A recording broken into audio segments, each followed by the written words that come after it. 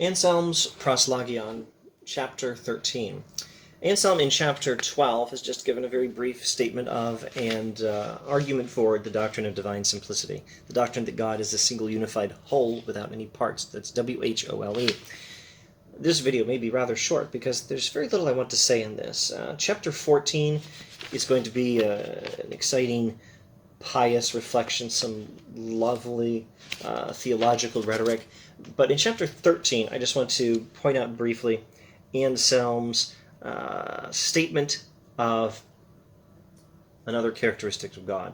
There are three major characteristics of God that these medieval philosophers talk about that are not so popular among philosophical theologians these days. So they certainly do have their defenders.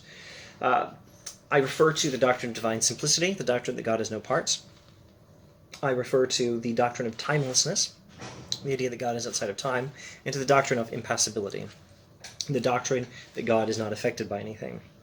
And you'll find these in more recent writings. It's not just medieval.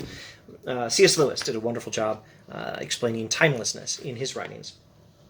And there are contemporary defenders of these doctrines as well. Anselm has just given us simplicity in chapter 12. Now he's going to give us timelessness. Now this all follows from the idea that God is the greatest possible being, a being such that you cannot think of a being greater. God is a being than which a greater cannot be thought. This idea gives him the ontological argument, proving that God exists, and then it gives him a strategy for solving a few puzzles in philosophical theology and demonstrating some of the characteristics of God and other stuff. We'll get to the other stuff later. What are we doing now?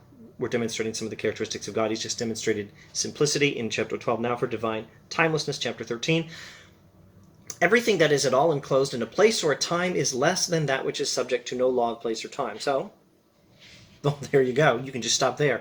God is timeless. God is outside of time and outside of physical space, because that which is enclosed by space and time is subject to laws of space and time. And it's better to be independent of those laws than to be subject to them. Therefore, since nothing is greater than you, you're not confined to any place or time. You exist everywhere and always. So that's an Anselmian argument for divine timelessness, based on the idea that God is the greatest possible being. Incidentally, there is another argument for divine timelessness built on the argument or arguments for divine simplicity. We will perhaps get to that argument in later videos.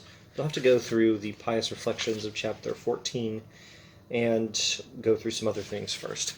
See you then.